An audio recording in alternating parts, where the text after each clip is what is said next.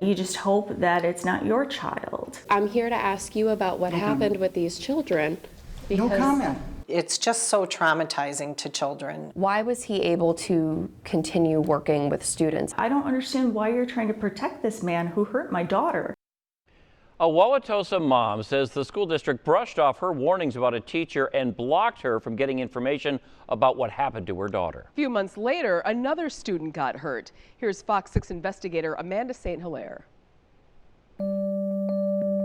It takes maybe 2 seconds to realize you would do anything to protect your child. Once you know her, you love her. It did not take much longer. If I don't advocate for my daughter, who will? For Kim Storey to realize protecting Kitty. She has Down syndrome. We're going to begin the process of having her screened for autism. Is not a one-person job. Wauwatosa schools are phenomenal. The teachers, the staff, the aides, therapists, we couldn't ask for better people. That's why Kim says she never thought she'd be talking to the news. I have to do the right thing. About her daughter's 6th grade substitute teacher, Glen Fink. I came and picked her up from school. He delivered her to me and said to me that she had a bad day. She's very stubborn. And I pretty much was like, oh, okay, you know? And that's all he said. Kitty said more. She goes, Mommy, owies, owies, owies. She had red marks all over her hand, her wrist, and her arm.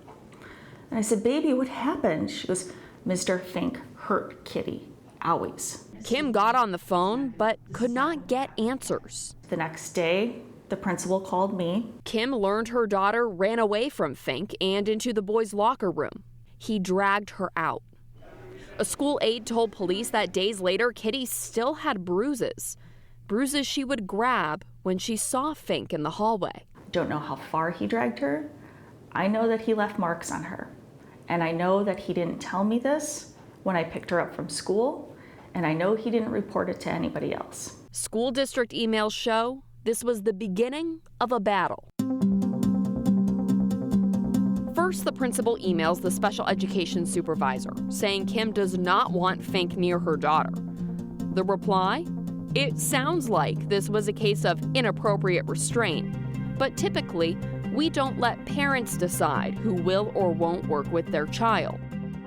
3 months later, I'm dropping Kitty off at school, and who do I see walking into the school with Kitty on one side and a nonverbal student on the other side? Glen Fink. I reached out to anybody and everybody in the district who I could talk to. Only then, months after the fact, is there documentation of a conversation with Fink about the expectation that he not touch students. The decision? He can no longer work in Kitty's school. The HR director described Fink as very gracious. After all, he was just moved to other buildings, still allowed to work with other students. I don't understand why you're trying to protect this man who hurt my daughter. Just 5 months later, one of those other students got hurt. Police and school district records say a special education assistant saw Fink put a 12-year-old in a chokehold, twist his arm, and say, "There is no one here to see it." This student also had a disability. The school district says Fink admitted to getting physical, complaining the student would not cooperate. Unfortunately, there was really nothing they could do to prevent this incident from happening to my child, but there's no way it should have happened to another child after my child. I said no comment. This time, Fink was charged with felony child abuse. No comment. Fink did not want to talk at first. No comment. Why don't you want to talk about it? I will after court. After this court hearing? Yes. Okay, so you'll come out here and you'll talk to us about I will this? be more than happy to. Not so happy, Fink's attorney. We're not talking about it. When do you think you will be able to talk about it?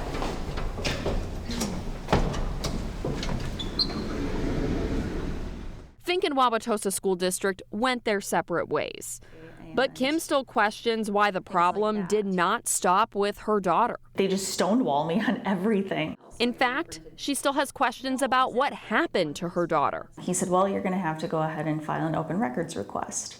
So I did. Superintendent Phil Ertl denied the very request he told Kim to file, saying giving her reports about how her daughter got hurt and Glen Fink's disciplinary records would lead to loss of morale. Is morale more important than transparency?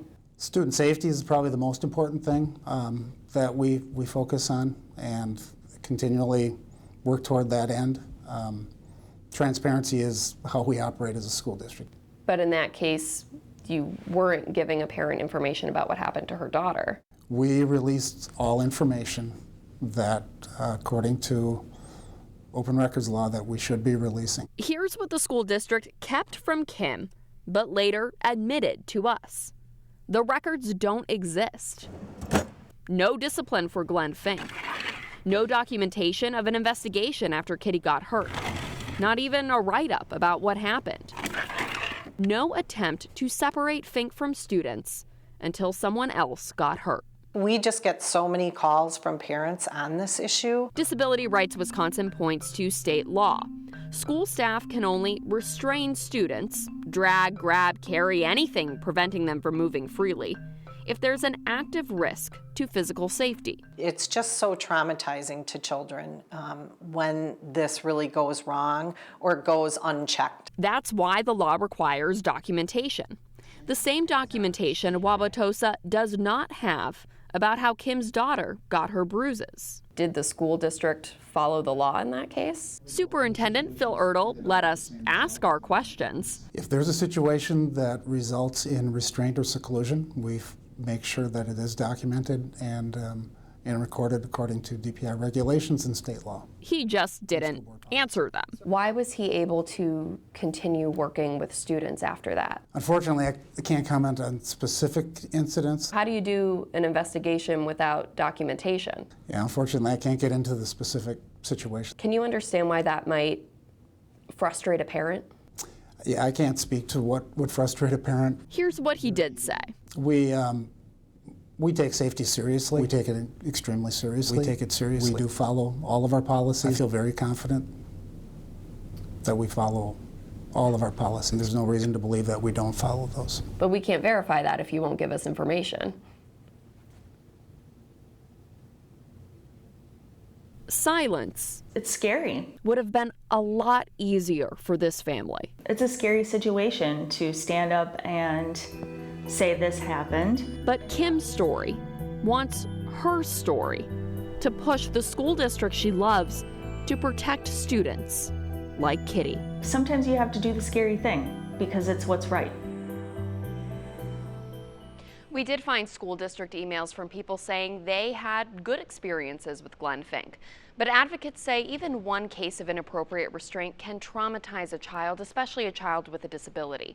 Right now, the Department of Public Instruction lists Fink's teaching license status as under investigation, and he has pled not guilty to the child abuse charge. Something tells me I know what the answer to this is going to be, but did the school district ever discipline Fink for what happened to Kitty or for that second student who got hurt? Well, that's the question we asked the superintendent, and he would not answer it. But when we asked for the public records about Fink's discipline, the district said there are none, just that one email saying Fink and the district went their separate ways in June. So Amanda, Kim had a lot of trouble getting information about what happened to her daughter, no paper trail. Is there anything that people can do if they're in that situation? There is. Disability Rights Wisconsin does help parents with that, and there's also a new push to change Wisconsin laws requiring school districts to give parents this information even if they do not ask for it. We do have those details on our website, fox6now.com. Well, you guys really dug deep on this one. Good job. We did, Thank and you. there's still more to do. You bet. Oh, thank you.